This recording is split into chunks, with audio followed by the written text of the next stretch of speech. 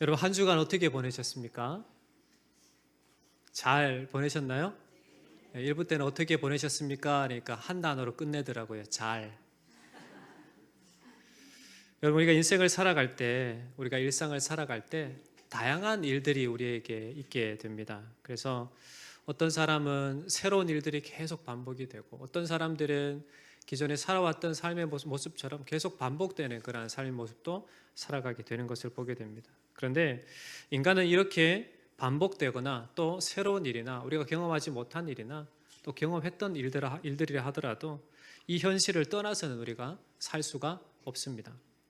여러분 현실이 무엇입니까? 눈을 뜨고 보고 경험하는 모든 일들이 바로 현실이다라고 할 수 있겠습니다. 그래서 사람들은 현실을 부정할 수도 그리고 현실을 벗어날 수도 없습니다.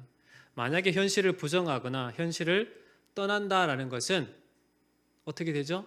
죽어야만 현실을 떠날 수가 있습니다. 우리가 살아있는 이상은 우리가 살아가야 할 삶의 시간 가운데 벌어지는 모든 일들을 경험하게 되어 있다라는 겁니다. 여러분 우리 현실이 어떻습니까? 기쁠 때도 있지만 또는 고민이 있고 어려움이 경험되어지고 또 고통도 있고 걱정의 시간도 있습니다.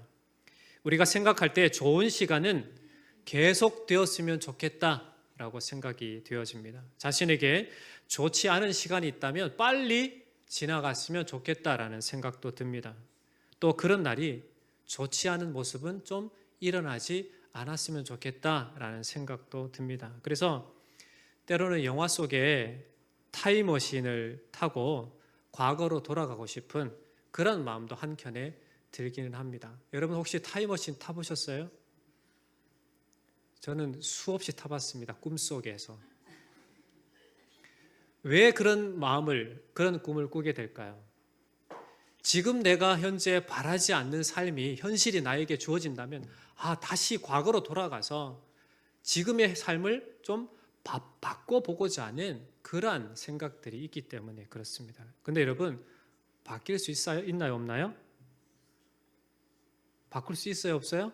절대 바꿀 수 없습니다. 우리에게 주어진 이 삶은 우리가 살아내야 할 그러한 시간, 삶이다라는 겁니다.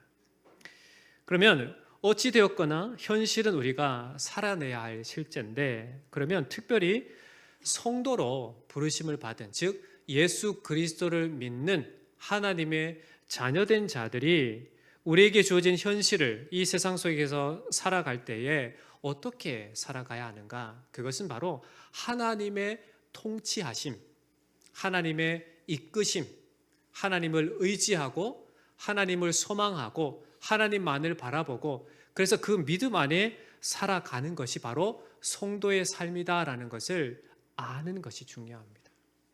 비록 우리가 현실을 살아가지만 이 현실 속에서 하나님의 통치를 경험하는 것이 참으로 중요하다라는 사실입니다. 여러분 인생을 여러분 스스로 여러분의 힘으로 여러분의 생각으로 살아가시는 것처럼 느껴지십니까? 하루에 일어나는 것도 내가 일어나고 싶으면 일어나고 일어나기 싫으면 밤새 낮 동안 계속 누워 있거나 또 여러분이 일을 하거나 학교 가거나 여러분이 생활하고 그 모든 것도 여러분이 하고 싶어서 한다라고 생각하십니까? 전혀 그렇지 않습니다. 우리가 깨달아야 할 것은 내가 지금 숨 쉴 수 있고 살아갈 수 있는 지금 현실을 내가 접할 수 있는 것은 모두 다 하나님께서 우리에게 베푸신 은혜의 삶이다라는 것을 여러분 꼭 기억하시기 바랍니다. 여러분 우리가 살아가는 이 현실은 하나님께서 우리에게 얘야 믿음으로 살아내라 라고 하는 시험대이다라고 말씀을 드릴 수 있겠습니다. 그러면 시험대와 같은 이 삶을 어떻게 살아가야 할까요? 체념하거나 또 아무 생각 없이 살거나 또 내가 살고 싶은 대로 막 살거나 그렇게 해서는 결코 되지 않습니다. 하나님의 뜻을 구하고 하나님을 의지하고 하나님을 위해서 하나님의 사람으로 살아내야 할 그 삶이 바로 우리가 지금 현재 접하고 살아가는 삶의 모습이다라는 것입니다. 그래서 성도는 어떠한 상황이 나에게 주어진다 하더라도 이 삶이 하나님께서 나에게 주신, 나에게 허락하신 믿음으로 이겨내라고, 믿음으로 살아가라고 우리에게 허락하신 그 시간인 줄 알고 주님만을 의지하고 주님의 뜻을 구하며 주님의 다스리심을 따라 살아갈 수 있어야 된다는 겁니다. 여러분, 안다라고 하는 것은 행동으로 드러나는 것을 안다라고 할 수 있겠습니다. 예를 들면 수학 문제를 보고 이 문제 나 정답 알아 라고 한다면 그 문제를 풀 수 있어야지만 정답을 아는 것처럼 우리가 예수님을 안다, 예수님을 믿는다 라고 하는 것은 예수님의 뜻을 행할 수 있는 자가 진짜 예수님을 안다라고 말씀을 할 수 있겠습니다. 오늘 말씀에 한 율법교사가 예수님을 시험하기 위해서 찾아옵니다. 그리고 예수님께 질문을 합니다. 선생님, 제가 무엇을 하여야 영생을 얻으리이까? 이에 대한 예수님의 답이 무엇입니까? 26절에 보면 예수께서 이르시되 율법에 무엇이라 기록되었으며 내가 어떻게 읽느냐? 예수님은 율법교사에게 네가 율법교사가 아니냐? 율법에 능통한 자라고 네가 말하지 않느냐? 그러면 율법에 무엇이라고 기록되어 있느냐? 이렇게 다시 반문을 하시는 겁니다. 그때 이 율법교사가 뭐라고 대답합니까? 27절에 보면 대답하여 이르되 내 마음을 다하며 목숨을 다하며 힘을 다하며 뜻을 다하여 주 너의 하나님을 사랑하고 또한 내 이웃을 내 자신같이 사랑하라 하였나이다. 이러한 율법교사의 답을 들은 예수님은 뭐라고 말씀하십니까? 그 말이 맞다라고 말씀하시며 그 말한 대로 실천하라라고 말씀을 하십니다.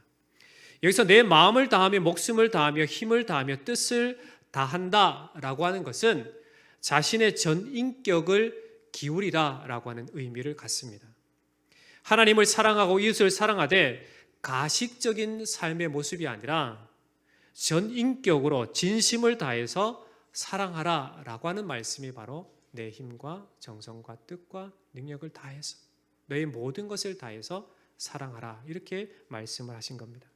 여러분, 가식적인 게 무엇입니까? 말이나 행동에 대해서 거짓으로 꾸미는 것을 가식적이다라고 말을 합니다. 속은 안 그런데 겉으로는 그런 척 하는 게 바로 가식적인 겁니다. 한마디로 자기를 잘 포장해서 거짓으로 자기의 모습을 좋게 보이고자 하는 것이 가식적인 모습입니다. 여러분이 지금 현재 저를 볼 때는 어떤 모습으로 보이십니까? 진심 어린 모습으로 보입니까? 가식적인 모습으로 보입니까? 무언은 긍정이라는데 그 긍정이 가식적인 것에 대한 긍정입니까? 아니면 진심으로 보여서 긍정하십니까? 두 가지다. 여러분, 지금 이 시간에 제가 여러분 앞에 서 있는 모습은 진심 어린 마음의 모습입니다. 왜요? 하나님의 말씀을 전파하기 때문에요. 그런데 제가 여러분의 가식적이라고 표현하는 부분에 거짓이 섞였기 때문에 그렇게 표현하기보다는 조금 포장한 모습이 저에게 있습니다. 무엇을 포장할까요? 솔직히 제 마음이 힘들고 어렵고 피곤하면 저도 잠 푹 자고 싶습니다. 그렇죠? 새벽에 깨기 싫습니다. 때로는 피곤하면 새벽에 깨기 싫어요.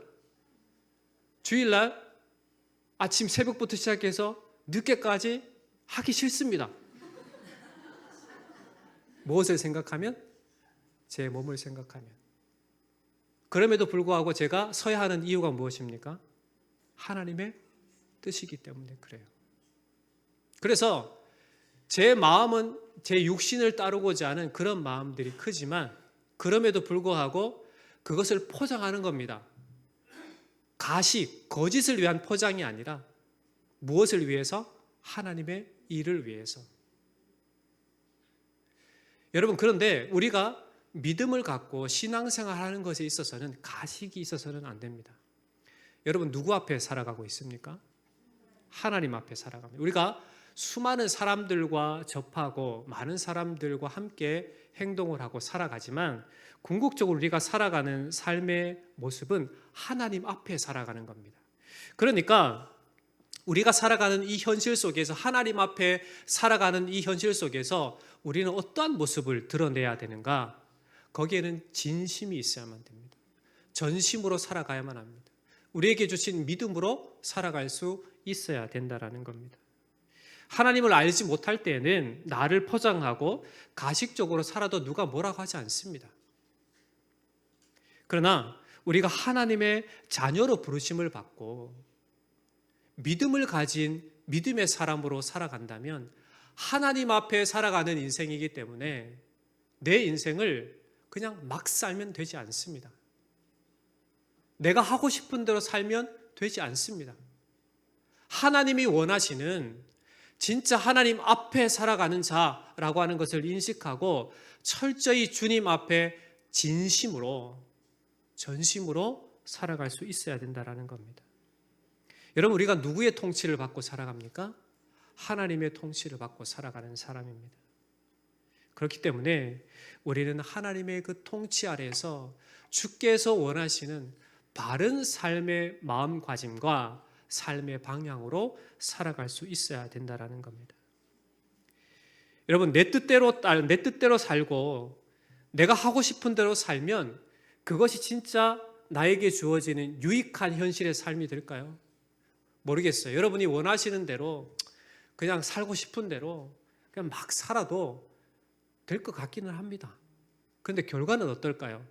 책임질 수 없습니다. 그러면 우리가 어떻게 살아가야 하는가? 하나님의 다스리심이 있고 하나님의 성도로 부르심을 받았다면 우리는 어떻게 살아가야 하는가에 대한 부분들을 우리가 질문을 던지고 지금 현재 현실에서 내가 어떻게 살아가야 하는가에 대한 분명한 해답을 갖고 살아갈 수 있어야만 됩니다. 그 해답이 무엇입니까? 하나님의 다스리심을 따르는 것. 하나님의 자녀로 부르심을 받은 믿음을 갖고 온전한 믿음으로 주님을 의지함으로 진정한 성도로서 살아가는 게 바로 우리가 살아가야 할 삶의 모습이다라고 말씀을 드릴 수 있겠습니다. 오늘 말씀에 예수님을 찾아온 율법 교사는 어떠한 모습으로 예수님께 다가옵니까? 25절에 보면 예수님을 다가올 때 예수님께 나왔을 때 예수님은 뭐 하고자 옵니까? 시험하고자 예수님을 찾았습니다. 또 예수님께 자기가 율법 교사로서 알고 있는 그 말씀을 구약의 모세오경의 그 말씀을 이야기하면서 또 뭐라고 그 부분들 이야기합니까? 자기를 옳게 보이고자 한다라고 이렇게 이야기합니다. 한마디로 예수님을 찾아온 율법 교사는 가식적인 모습으로 예수님께 찾아온 사람이었습니다. 속이 다른데 그런 것처럼 자기를 옳게 보이고자 한 그 모습으로 예수님께 다가왔다라는 겁니다. 여러분은 과거에 어떠한 모습으로 살아오셨습니까? 그리고 지금 현재를 어떻게 살아가고 계십니까? 그리고 앞으로 여러분이 살아가야 할 그 많은 시간들을 어떻게 살고자 원하십니까? 지금까지 인생을 살아오면서 여러분 잘 경험하셨을 겁니다. 진심으로 살아온 삶과 가식적으로 살아온 삶의 결과가 무엇인지를 여러분 잘 아십니다. 혹시 모르시나요? 모르시는 분 손 한번 들어보십시오. 그럼 직접 제가 대면해서 물어보도록 하겠습니다. 여러분, 진심을 가지고 사는 삶과 뭔가를 속이면서 가식적인 삶을, 가식적인 마음을 갖고 사는 삶의 결과가 어떻습니까? 진심으로 살아가면 그 결과가 어떨까요? 우리는 분명히 알고 있습니다. 결과가 어떻다고요? 좋게 나타난다는 거예요. 가식적으로 살면 결과가 별로 좋지 않다는 것을 여러분 잘 압니다. 삶으로 경험해 왔습니다. 그러기에 우리는 진심의 변화가 있고 능력이 있다는 것을 알기 때문에 무엇보다 성도로 살아가는 삶의 현장 속에서 하나님 앞에 살아가는 인생이기 때문에 하나님 앞에 진심으로 전심으로 가식 없이 그렇게 살아내는 인생이 돼야 될 줄 믿습니다. 여러분, 진심은 사람을 살릴 수 있습니다. 진심으로 살아가는 삶은 변화가 있게 됩니다. 진심으로 살아가는 삶의 현장에는 능력이 있습니다. 왜요? 하나님께서 그렇게 역사하실 것이기 때문입니다. 우리는 주님의 뜻에 완전하게 순종하며 살아가야 합니다. 그런데 완벽하게 하나님의 뜻에 순종하며 살 수 있나요? 없나요? 있을까요? 없을까요? 없습니다. 그러면 어떻게 해야 될까요? 주님, 나는 이러한 사람입니다 라고 하는 나의 현재의 모습을 그대로 주님 앞에 내어놓는 것이 필요합니다. 여러분 마음속에 고민 있으세요? 없으세요? 고민 있죠. 여러분 고통이 있어요? 없어요? 있습니다. 어려움이 있습니까? 없습니까? 있습니다. 걱정이 있죠. 여러분 우리가 살아가는 삶의 현장 속에는 다양한 것들이 있습니다. 다양한 감정도 있고 어려움도 있습니다. 경험들이 있습니다. 그럴 때 어떻게 해야 될까요? 주님, 나의 현재의 모습이 이러합니다 라는 것을 그대로 진심으로 고백하는 것이 필요합니다. 그렇게 고백한다는 것은 바로 나의 힘의 근원이 하나님이시다라는 것을 인정하는 거예요.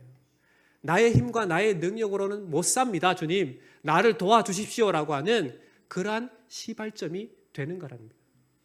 그러게 여러분, 우리가 인생을 살아갈 때 모든 것의 주인 되신, 우리를 다스리시는 분이 하나님이다, 나를 구원해 주신 분이 하나님이다 라는 사실을 안다면 그분께 전심으로 나아가야 한다는 것을 여러분 잊지 마시기 바랍니다.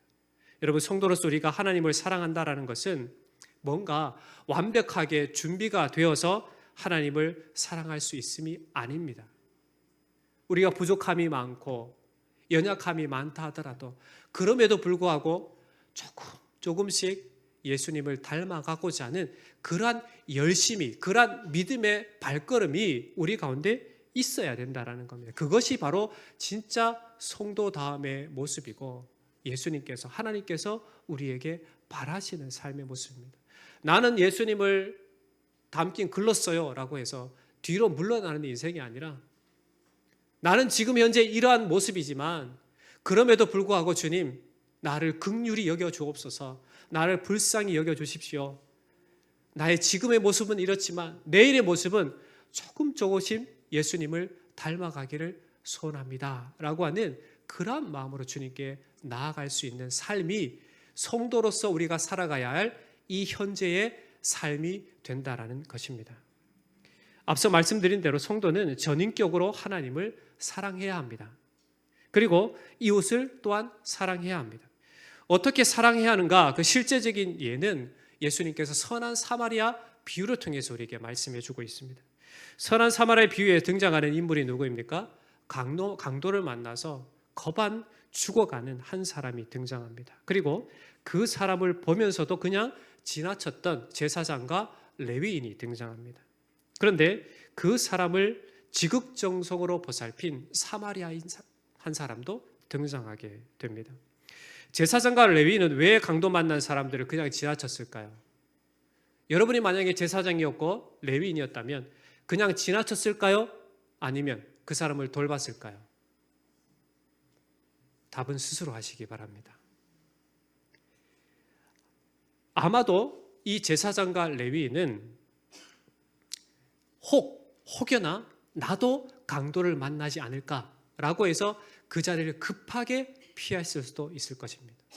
혹은 쓰러져 있고 다 죽어가는 사람이니까 아마 죽었을 것이다 라고 생각해서 율법을 범하지 않기 위해서 그를 가까이 하지 않았을 수도 있겠습니다. 그러나 그것은 다 핑계요. 그 사람들은 의도적으로 그 사람을 외면했음을 우리가 말씀을 통해서 충분하게 읽어볼 수 있게 됩니다. 그러나 당시 이방인처럼 사람 취급받지 못했던 사마리아 사람은 강도 만난 자를 지극정성으로 보살펴주는 것을 보게 됩니다.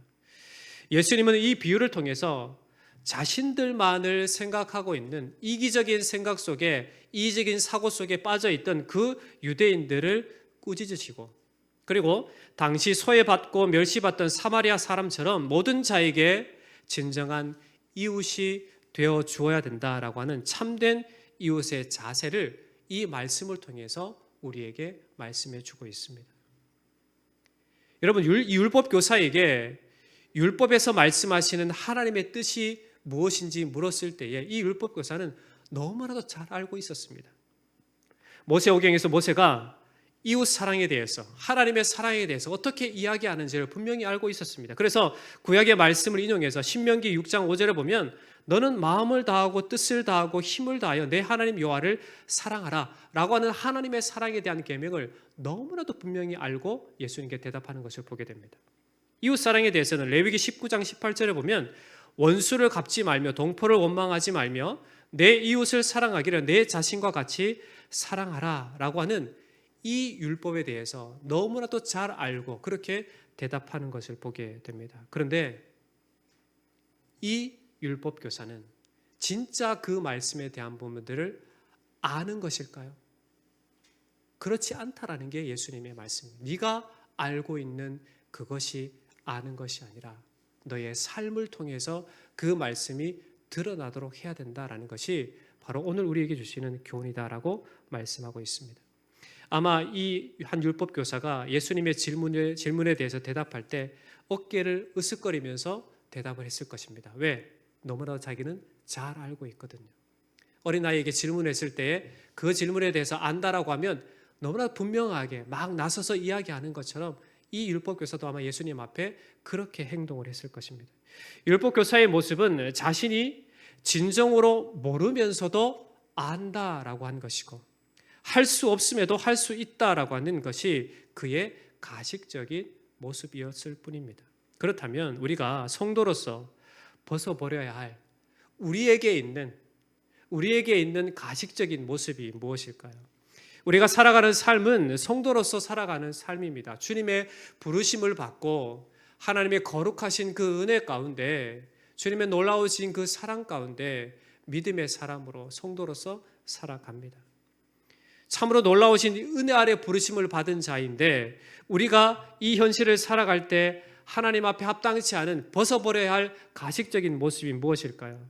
그것은 이 율법 교사처럼 우리가 어떻게 살아가야 하는지 다 안다라고 하는 거기에서 멈춰버린 것이다라고 할 수 있겠습니다.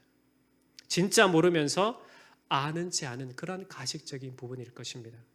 진정한 이웃이 되어 주어야 되는데 그렇지 못한 모습을 갖고 있는 모습일 겁니다. 진짜 사랑을 해야 되는데 진짜 사랑을 하지 못하는 모습일 것입니다. 주님을 따르고자 해야 되는데 주님을 따른다라고 하면서도 궁극적으로 예수님을 따르지 못하는 그런 모습일 것입니다. 말로만 신앙생활하고 신앙생활은 우리의 전 인격으로 하는 것임에도 불구하고 말로만 나는 신앙생활을 한다라고 하는 그러한 가식적인 모습이지 않을까 생각이 되어집니다. 우리가 사랑할 수 있음이 무엇입니까? 하나님의 사랑이 우리에게 부어졌기 때문에 그렇습니다. 예를 들면 자녀가 부모를 닮게 되어 있습니다. 그렇지 않습니까? 어느 누구나 여러분도 마찬가지겠지만 나는 부모님을 닮았습니다. 닮지 않았습니다. 라고 할 수 있는 사람은 아무도 없을 것입니다. 그렇지 않나요? 여러분 제 아들, 딸 볼 때 누구를 닮았다고 생각하십니까? 속일 수가 없죠. 속일 수가 없습니다. 그런데 여러분 겉모양만 닮는 게 아니라 그 아이들의 인격도 부모를 닮게 되어 있다는 겁니다. 그렇다면 여러분 우리가 하나님의 자녀로 부르심을 받고 하나님의 은혜가 부어져서 우리 안에 성령께서 내주하시는 성령의 전으로 살아가는 삶입니다. 그렇다면 우리의 생각과 우리의 삶의 모습이 누구를 닮아가야 정상입니까? 네, 하나님을 닮아가야 정상이에요. 예수님을 닮아가야만 정상입니다. 여러분 질문하겠습니다. 여러분 정상입니까? 비정상입니까?